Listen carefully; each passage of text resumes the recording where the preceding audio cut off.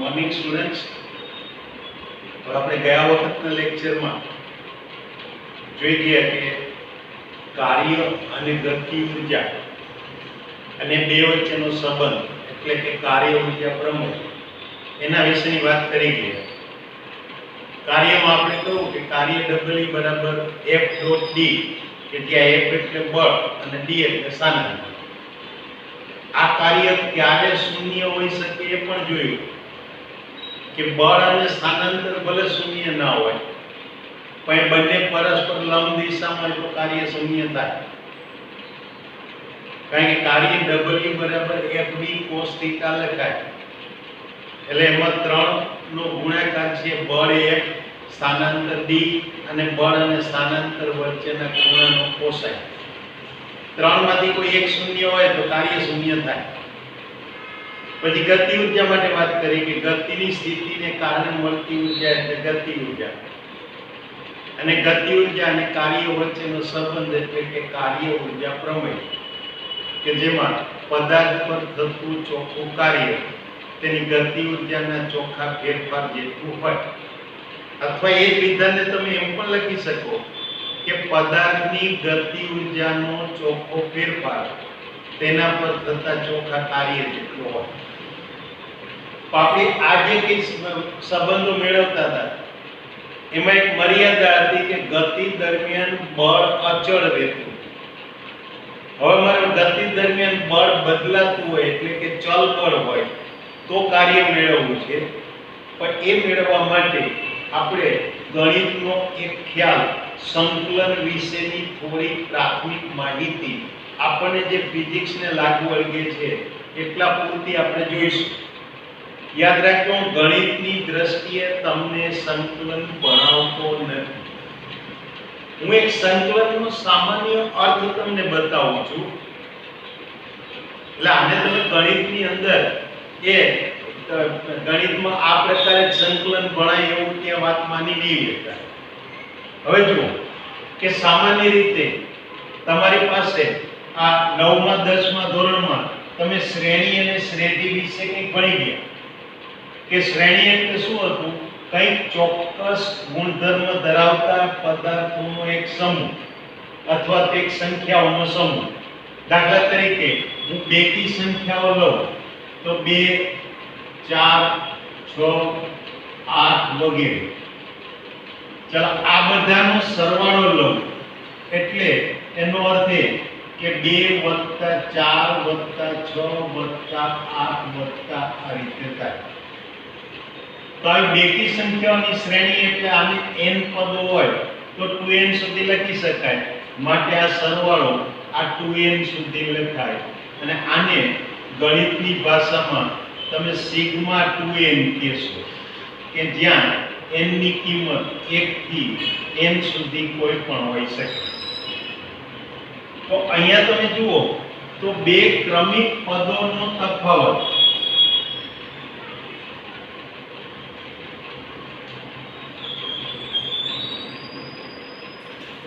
બે પાસના પદોનો તફાવત કે એને હું ડેલ્ટા કહું ત્યાં એ કેટલું છે? 2. પહેલું અને બીજું પદ લો તો 2 અને 4 વચ્ચેનો તફાવત એટલે 2. 4 અને 6 નો તફાવત પણ 2. એટલે કોઈ પણ પાસના બે પદોનો તફાવત લેશો તો તમને 2 મળશે. એટલે ડેલ્ટાની કિંમત 2 છે. તો અહીંયા આગળ આનો અર્થ એવો થયો કે 2 અને 4 વચ્ચે હજી કઈક સંખ્યા આવે છે જે સંખ્યા આપણે અહીંયા ગણતરીમાં લેતા નથી. માટે આ પ્રકારની જે શ્રેણી છે એ આવી શ્રેણી એ સતત શ્રેણી નથી.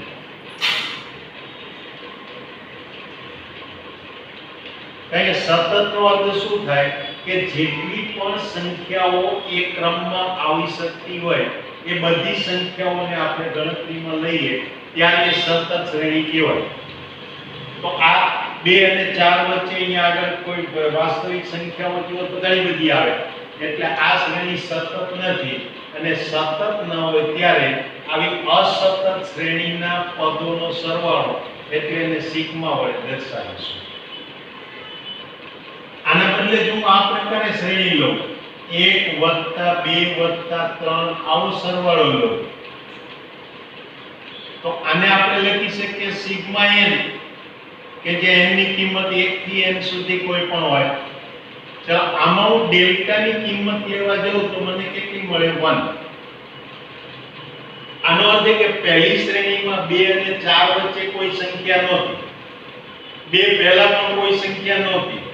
અહીંયા 2 પહેલા પણ એક સંખ્યા આવે, 2 અને 4 વચ્ચે પણ આપણને એક સંખ્યા મળે. એટલે આ રીતે અહીંયા આગળ સતતપણું કંઈક વધે. એટલે કે આના આ સતતપણું કંઈક વધી ગયું. પણ એ હજુ સંપૂર્ણ સતત નથી.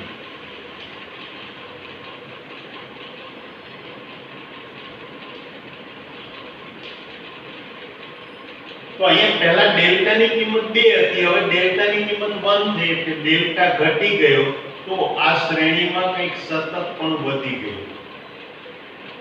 આના બદલે હું આ પ્રકારે શ્રેણી લઉં 1 1.1 1.2 1.3 આવી રીતે 1.9 પછી 2 2.1 2.2 2.3 વગેરે લઉં તો એ વખતે આ જે શ્રેણી છે એ શ્રેણીમાં અહીંયા આ ડેલ્ટા ની કિંમત જે આવશે તો આ શ્રેણીમાં આ ડેલ્ટા બરાબર મને શું મળશે 0.1. હવે જો કે અહીંયા ડેલ્ટાની કિંમત 0.1 થઈ અને 0.1 થઈ તો આ બીજી શ્રેણી કરતા આ કંઈક વધારે સતત થઈ. એટલે કે આ ડેલ્ટા ઘટે એટલે અહીંયા શ્રેણીની અંદર સતતપણું વધે. એટલે આ સતતપણું એ હવે આગળ કરતા કંઈક વધે. આના બદલે જો આ રીતે લો 1.01 1.02 1.03 આવી રીતે 1.09 પછી 1.1 એટલે 1.10 1.11 12 આમ લેવા જાવ એટલે કે ડેલ્ટાની કિંમત 0.01 લો તો સતતપણું હજી વધારે મળે. આનો અર્થ એ કે જેમ ડેલ્ટા ઘટે તેમ શ્રેણીનું સતતપણું વધે.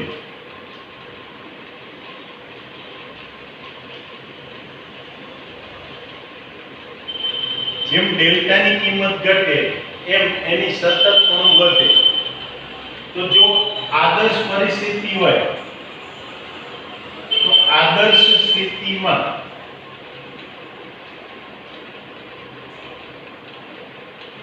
જો ડેલ્ટા બરાબર 0 થાય તો આ સંપૂર્ણ સતત કહેવાય.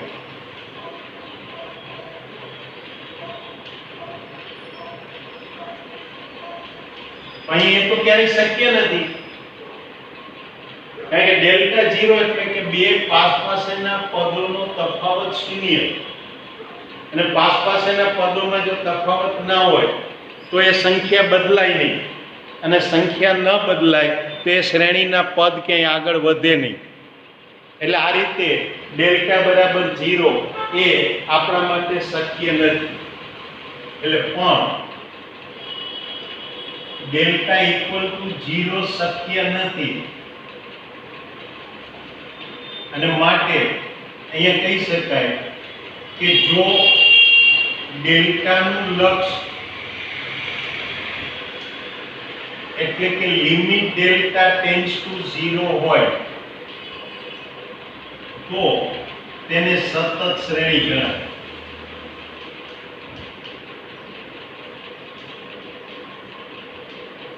અને જ્યારે સતત શ્રેણી ગણાય ત્યારે આ એવા શ્રેણીના પદોનો સરવાળો એટલે એને સંકલન કહેવાય.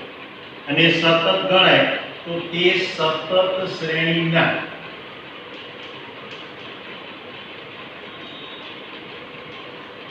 પદોનો સરવાળો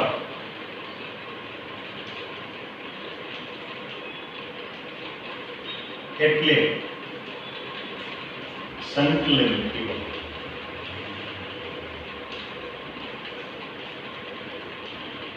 એટલે આ રીતે સાદી ભાષામાં જુઓ તો સંકલન એટલે એક પ્રકારની શ્રેણીના પદોનો સરવાળો છે કે જ્યાં એ શ્રેણીના બધા પદો જે છે એ કેવા છે, સતત છે, એટલે કે બે ક્રમિક પદો વચ્ચેનો તફાવતનું લક્ષ્ય શૂન્ય છે, એટલે એકદમ અતિ સૂક્ષ્મ તફાવત વાળા છે અને એ સંકલન કહેવાય.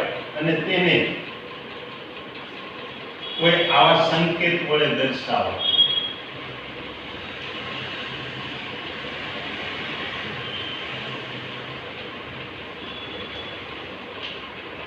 દાખલા તરીકે મને કોઈ શ્રેણીનું સૂત્ર મળે કે જો આ સિગ્મા 2n કે જ્યાં n બરાબર 1 to n હોય તો આમાં આ સિગ્મા 2n હોય તો આને આ સિગ્મા 2n ને આ રીતે પણ દર્શાવી શકું કે સંકલન 2n. તો અહીંયા આનો તફાવત એટલે કે ડેલ્ટા n x ની જગ્યાએ શું લખી શકાય, dn, કે જ્યાં dn એટલે બે ક્રમિક પદોનો તફાવત. એટલે આ આપણે આ રીતે સંકલન લખી શકાય. યાદ રાખજો, આમાં શ્રેણીને દર્શાવતું વિધેય દર્શાવતું સૂત્ર એટલે માત્ર 2n છે. આ સંકલનની નિશાની આ તમારી પાસે કોની સાપેક્ષમાં સંકલન છે એ રીતે. ઉદાહરણ તરીકે અહીંયા જુઓ કે કોઈ પદ હોય એ અહીંયા આગળ x ની કિંમત બદલાતી હોય. માનો કે આ fx બરાબર આપણી પાસે આવું સૂત્ર હોય x³ + 2x² - 5x + 25. ચલો આ x ની કિંમત બદલાય એમાં વિધેય fx બદલાય છે. માટે જો આનું સંકલન લઉં તો હું આમ કહી શકું કે સંકલન fx બરાબર હું સંકલન x³ + 2x² - 5x + 25 પર x સાથે બદલાય છે એટલે આ dx લખાય. એટલે આ સંકલન fx dx લખાય. આ રીતે લખાય. એટલે આ આપણી પાસે સંકલન થઈ. હવે સંકલનોના નિયમો એ આપણે જેમ વિકલનના નિયમો યાદ રાખતા તેમ એ કંઈક યાદ રાખીશું. અને એ જે નિયમો તમારે યાદ રાખવાના છે એ આ રીતે કે સંકલનના નિયમો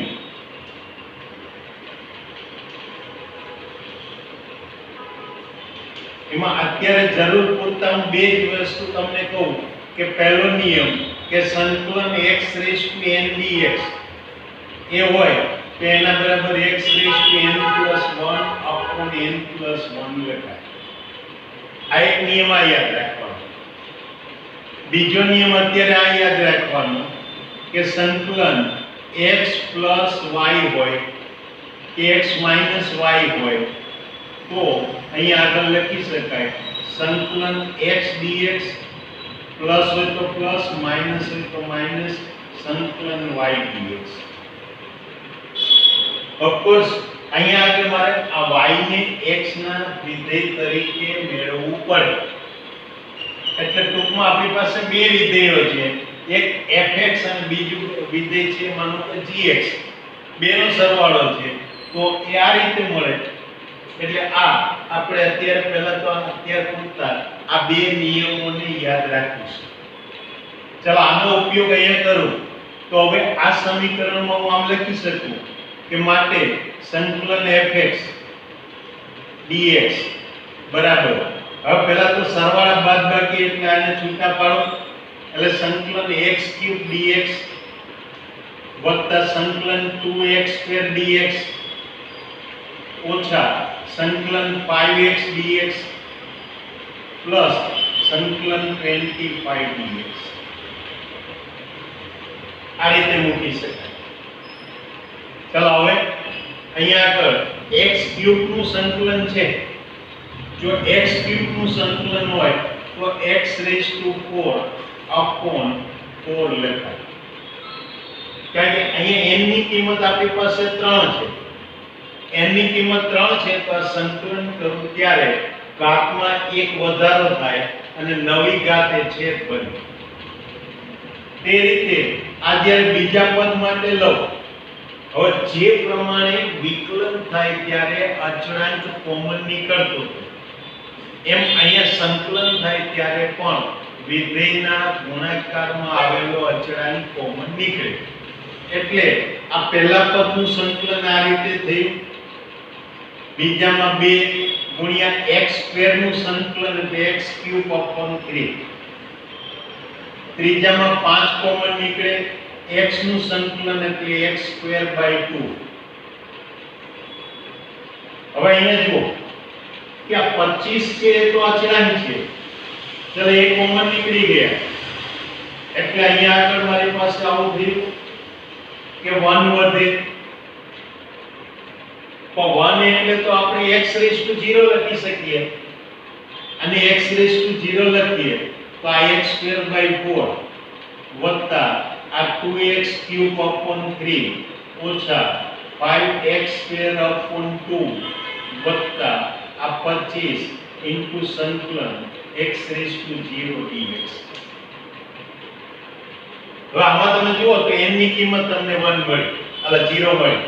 0 મળી એટલે 1 ઉમેરો એટલે આ સંકલન આ રીતે થાય x⁻4/4 વત્તા 2x³/3 ઓછા 5x²/2 વત્તા 25x. પણ અહીંયા આગળ આ સંકલન એ બે પ્રકારના હોય. સંકલન જે છે એના પ્રકાર બે. પહેલું અનિયત સંકલન,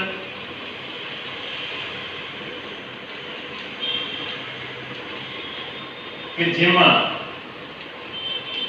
આપણને સીમા એટલે કે મહત્તમ અને લઘુત્તમ મૂલ્ય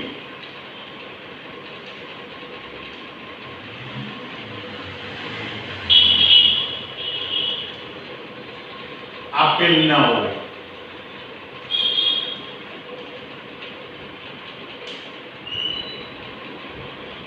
જેમ કે મને એમ કે પૂર્ણાંક સંખ્યાઓનો સરવાળો કરો. ચલો જો મારે પૂર્ણાંક સંખ્યાઓનો સરવાળો જોઈતો હોય તો તમે ક્યાંથી શરૂઆત કરીને ક્યાં સુધી સરવાળો લેશો? એટલે એમાં ક્યાંથી શરૂઆત કરવી? તમે 0 પછી 1 2 3 નો સરવાળો લેશો, 0 1 2 3 નો સરવાળો લેશો કે -2 -1 -1 પછી 0 1 2 3 વગેરેનો સરવાળો લેશો? એ ક્યાંથી ઓછી કિંમત છે અને ક્યાંથી વધુ છે એ તમને કિંમત આપી ના હોય એટલે એવા સંકલનને અનિયત સંકલન કહેવાય. અને આવું જ્યારે સંકલન હોય તો આ સંકલનમાં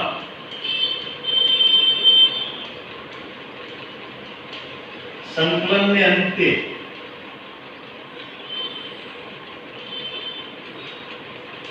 કે સંકલનનો અચળાંક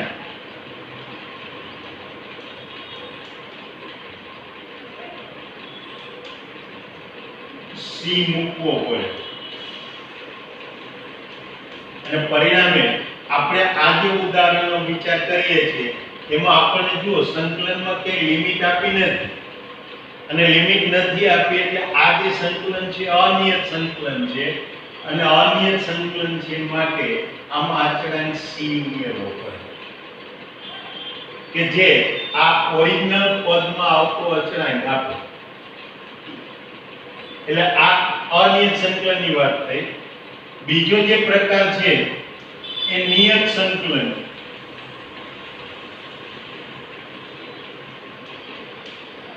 કે જેમાં સીમાના મૂલ્ય આપેલા હોય એટલે કે લઘુત્તમ અને મહત્તમ કિંમતો આપેલી હોય.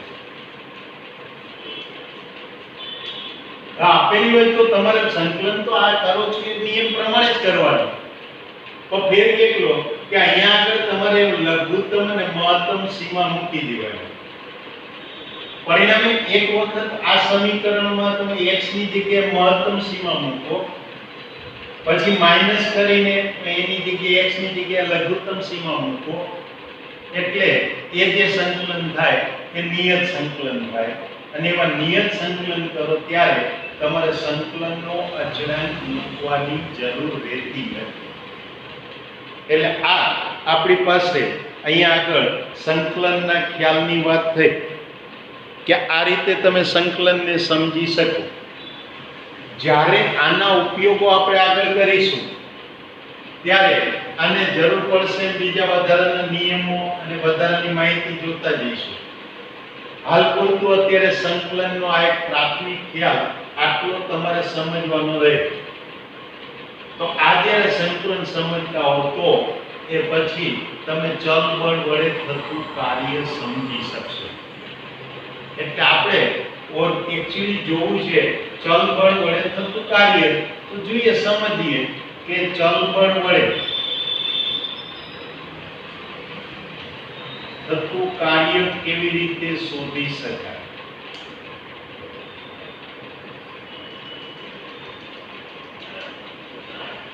તો અહીંયા આગળ આ ચલ બળ એટલે કે બળ એ બદલાતું હોય. એ બળ જે છે એ સ્થાન સાથે પણ બદલાતું હોઈ શકે, સમય સાથે પણ બદલાતું હોઈ શકે, પણ આપણે જે વિચારવું છે અત્યારે એ સ્થાન સાથે બદલાતું બળ. એટલે કે આ સ્થાન x સાથે બદલાતું બળ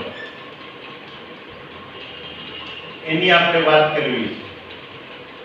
તો ધારો કે આ કોઈ એક પદાર્થ હોય, એના ઉપર લાગતું બળ અને એના સ્થાન એના વિશેનો વ્યાખ્યાનો આલેખ દોરું. તો બળ વિરુદ્ધ સ્થાનનો આલેખ થયો. ચલો એ આલેખ આપણને આવો ગમે તેવો વક્ર મળે છે. તો એનો અર્થ એ કે અહીંયા આગળ જેમ જેમ સ્થાન બદલાય એમ આ બળ બદલાય છે. એટલે કે અહીંયા આગળ આ આલેખમાં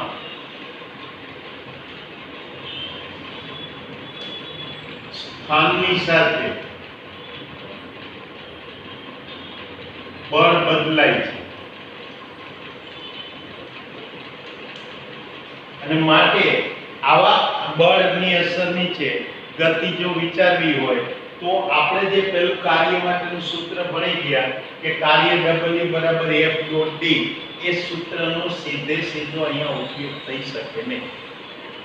આના માટે આપણે શું કરીશું કે પહેલા તો આ જે અહીંયા આગળ છે એમાં સ્થાનાંતરના સૂક્ષ્મ ઘટકો લઈએ.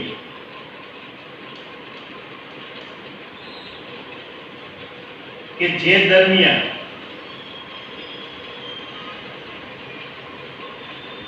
લાગતું બળ એ લગભગ અચળ ગણી શકાય.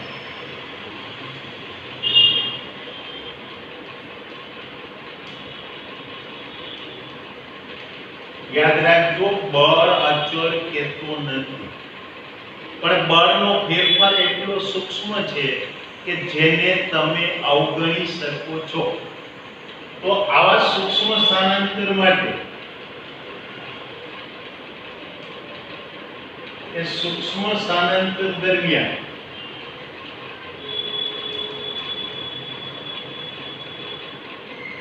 ચલો એ દરમિયાન થતું કાર્ય એને ડેલ્ટા W કહો, તો એના બરાબર હું લખી શકું F ડોટ ડેલ્ટા x, કે જ્યાં ડેલ્ટા x એ સૂક્ષ્મ સ્થાનાંતર. તો આવી રીતે આવા સૂક્ષ્મ સ્થાનાંતરોના આપણે આવા ભાગ પાડતા જઈએ કે જે સ્થાનાંતર દરમિયાન બળ લગભગ અચળ ગણી શકાતું હોય. તો પહેલું સ્થાનાંતર એટલે ડેલ્ટા x1, એ વખતે લાગતું બળ F1. બીજામાં તો કે ડેલ્ટા x2 બળ F2. તો આવી રીતે અહીંયા આગળ આ બધા ભાગ લઈ શકીએ. એટલે આ પ્રકારે આવા સૂક્ષ્મ સ્થાનાંતર દરમિયાન થતું બળ કાર્ય લઈએ તો હવે સમગ્ર ગતિ દરમિયાન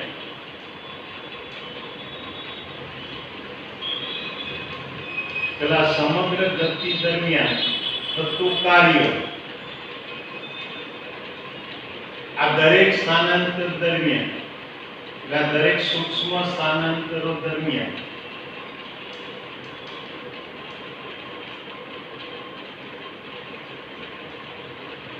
થતા કાર્યોના સરવાળા જેટલું હોય.